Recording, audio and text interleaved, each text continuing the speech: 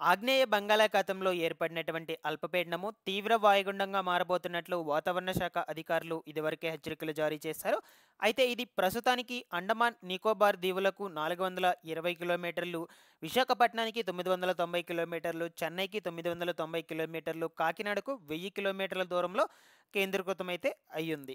దానికి సంబంధించిన live visuals కూడా మీరు ఈ లైవ్లో అయితే చూడొచ్చు. ఇక్కడ స్క్రీన్ మీద ఇక్కడైతే కేంద్రీకృతం అవ్వుందన్నమాట. ఓకేనా. అయితే ఈ అల్పపీడన ద్రోణి అనేది మనకు 27వ తారీఖు కల్లా తీవ్ర వాయుగుండంగా అయితే బలపడబోతున్నట్లు సమాచారం అండి. తీవ్ర వాయుగుండంగా బలపడిన తర్వాత మనకు ఏ జిల్లాల వైపు ఆంధ్రప్రదేశ్ రాష్ట్రంలో ఏ జిల్లాల వైపు అయితే కదులుతుంది, ముఖ్యంగా రానున్నటువంటి రోజుల్లో ఈ అల్పపీడన ప్రభావంతో ఏ ప్రాంతాల్లో ఎక్కువ భారీ వర్షపాతం నమోదవబోతుంది, ఏ ప్రాంతాల్లో మోస్తరుగా వర్షాలు కురుస్తాయి, ఈ వివరాల గురించి అయితే మీకు క్లియర్ ఇన్ఫర్మేషన్ అయితే అందజేస్తాను. ఈ తుఫాను ప్రభావం వల్ల ఎప్పటి నుంచి వర్షాలు ఎటువంటివి అయితే స్టార్ట్ అవుతాయి. ఓకేనా.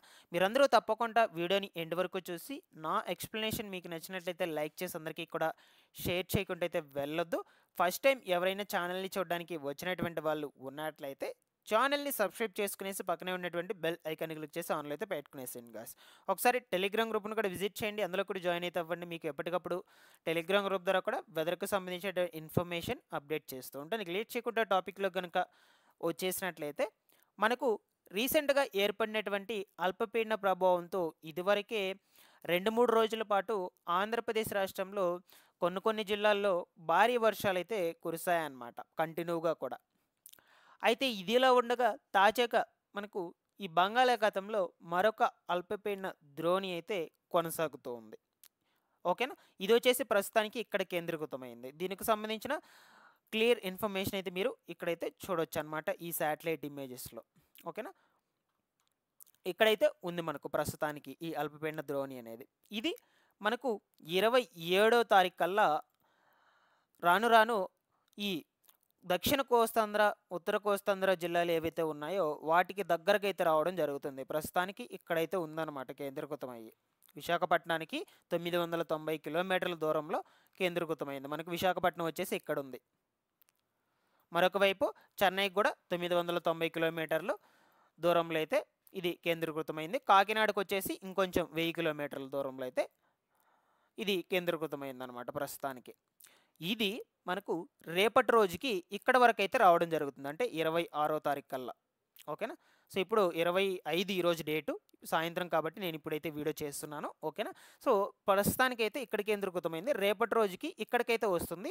27వ తారీఖు కల్లా మనకు ఈ సముద్ర మట్టానికి ఆనుకొని ఉన్నటువంటి జిల్లాల అన్నిటి దగ్గరికి కూడా ఇక్కడికైతే వెళ్ళిపోతుంది అనమాట. ఈ అల్పపీడనం, ఇక్కడ ఉండేటువంటి అల్పపీడనము ఇక్కడికి వెళ్ళడం జరుగుతుంది, కొంచెం కొంచెంగా కదులుతూ ఈ దిశగా. దానికి సంబంధించి కూడా మీకు ఇమేజెస్ చూపిస్తాను ఇప్పుడు. ఓకేనా. సో ఈ విధంగా మనకు ఈ బంగాళాఖాతంలో ఏర్పడినటువంటి అల్పపీడన ద్రోణి అనేది కొంచెం కొంచెంగా కదులుకుంటూ మన ఏపీలో ఉన్నటువంటి ఉత్తర కోస్తాంధ్ర, అదేవిధంగా దక్షిణ కోస్తాంధ్ర జిల్లాల వైపు అయితే కదలడం జరుగుతుందన్నమాట. దీనివల్ల రానున్నటువంటి రోజుల్లో భారీ వర్షాలు అనేటువంటివి నమోదయ్యేందుకు అవకాశం అయితే ఉండొచ్చని వాతావరణ శాఖ అధికారులు హెచ్చరికలు జారీ చేస్తూ ఉన్నారు. ఓకేనా. సో దానికి సంబంధించి ఇంకొంచెం ఎక్స్ప్లెయిన్ మళ్ళీ కూడా ఇస్తాను లాస్ట్లో. ఓకేనా. సో ఇప్పుడు ప్రస్తుతానికి ఈరోజు సాయంత్రం నుంచి రేపు ఈవినింగ్ వరకు, అంటే 24 గంటల లోపల వెదర్ అనేది ఎలా ఉండబోతుంది మన ఆంధ్రప్రదేశ్ రాష్ట్రం గురించి అయితే తెలుసుకుందాం ముందుగా. ఓకేనా. ఏపీలో ఏ జిల్లాల్లో వర్షాలు పడతాయి, ఎక్కడెక్కడ వర్షాలు పడవు, రేపటి రోజున వెదర్ ఎలా ఉండబోతుంది, ఆ వివరం గురించి. ఓకేనా.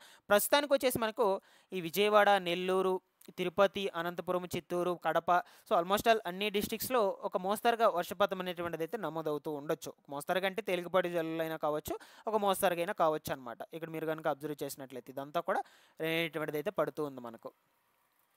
ఓకేనా.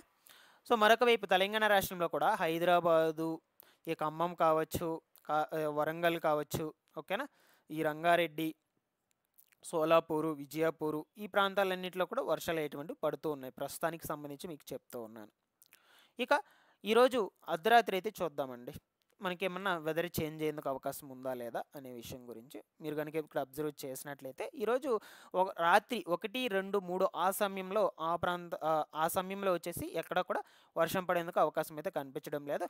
ఇన్ కేస్ మబ్బులేసుకొని అయితే ఉండొచ్చు అనమాట. క్లైమేట్ మొత్తం కూడా చల్లదనంతో అయితే ఉండొచ్చు. అంతేకాని ఆంధ్రప్రదేశ్ రాష్ట్రంలో ఇక్కడ ఎక్కడ కూడా రెయిన్ పడేందుకు ఆస్కారం అయితే లేదనమాట. బట్ ఈ యొక్క అల్పపీడనం కొంచెం కొంచెంగా కదులుతూ వస్తూనే ఉంది. బట్ ఇది దగ్గరగా వస్తే కానీ మనకు వర్షాలు అనేటువంటివి ఎక్కువగా నమోదవ్వవు. దగ్గరగా వచ్చే కొందే వర్షం అనేటువంటిది పెరుగుతూ ఉంటుంది మనకు. ఓకేనా? ఇది ఈరోజు అర్ధరాత్రికి సంబంధించినటువంటి వెదర్ రిపోర్ట్ ఇమేజ్ అనమాట. ఇకపోతే రేపు ఎర్లీ మార్నింగ్ సంగతి చూద్దాం ఎలా ఉంది వెదర్ అప్డేట్ అనేది. ఓకేనా?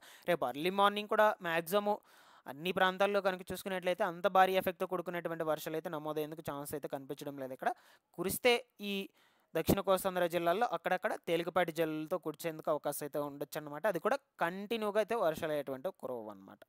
ఓకేనా? ఇక్కడ వరకు క్లియర్ రేపు మార్నింగ్ సంబంధించి. అలాగే రేపు మధ్యాహ్నంకు మధ్యాహ్నం కూడా ఆల్మోస్ట్ ఆల్ చూసుకుంటే ఇక్కడెక్కడ కూడా అంతగా వర్షపాతం అయితే నమోదయ్యేటట్లు లేదు.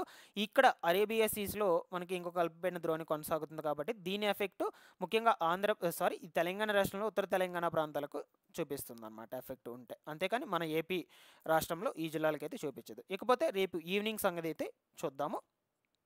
ఈవినింగ్కి కూడా మీరు కనుక అబ్జర్వ్ చేసినట్లయితే మనకు అంత దగ్గరకైతే రాలేదు ఈ అల్పపీడనము. అండ్ అలాగే ఎక్కడ కూడా వర్షాలు అయ్యేటువంటి పడేందుకు ఆస్కారం అయితే కనిపించడం లేదు. పడితే అక్కడక్కడ జల్లులతో కూడుకునేటువంటి వర్షాలు అయితే నమోదవచ్చు. ఇది వచ్చేసి మనకు 27వ తారీఖు.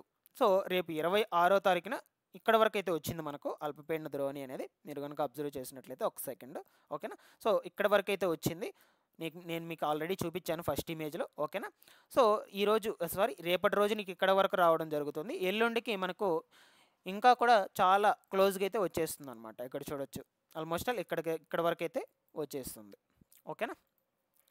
మీరు కనుక అబ్జర్వ్ చేసినట్లయితే ఇది కొంచెం కొంచెంగా కదులుతూ ఆల్మోస్ట్ ఆల్ ఈ సముద్ర మట్టానికి ఆనుకున్నటువంటి ప్రాంతాలకైతే తాకడం అయితే జరిగింది ఆల్మోస్ట్ ఆల్.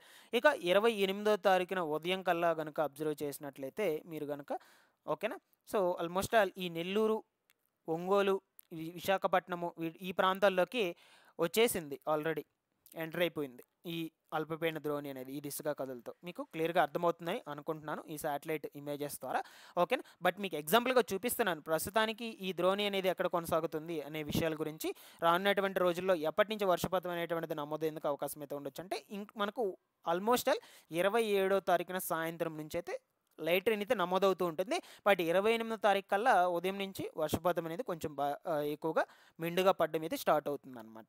బట్ నేను అప్పటికి కూడా తెలియజేస్తాను. ప్రతిరోజు వెదర్కి సంబంధించినటువంటి ఇన్ఫర్మేషన్ ఛానల్ నుంచి అప్డేట్ చేస్తుంటాను. మీకు ఒక అవగాహన ఉంటుందని ఈ అల్పపీడన ద్రోణి అనేది ఎలా కదులుతుంది, ఏ తేదీ నాటికి ఆంధ్రప్రదేశ్ రాష్ట్రాన్ని తాకుతుంది, ఆ వివరాల గురించి తెలియాలి, ఒక అవేర్నెస్ ఉండాలని మీకు క్లియర్గా ఎక్స్ప్లెయిన్ చేశాను. Thanks for watching this one.